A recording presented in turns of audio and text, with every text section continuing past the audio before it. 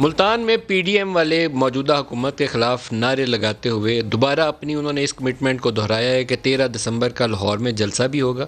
Corona है या नहीं है इसका इल्ज़ाम सारा हुकूमत के सर पे है, और ये भी उन्होंने साथ कहा कि अगर हुकूमत जलसा करे तो फिर कोरोना नहीं आता, हम करें तो फिर इसके ऊपर कोरोना के इल्ज़ाम आते हैं।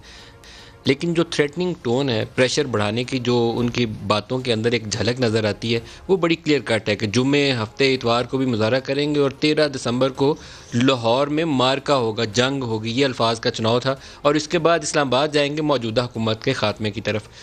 आने वाले दिन शायद सियासत के अंदर बहुत ज़्यादा तेज़ी लेकर आएंगे और हुकूमत को संभाल के मामलात को आगे लेकर चलना है।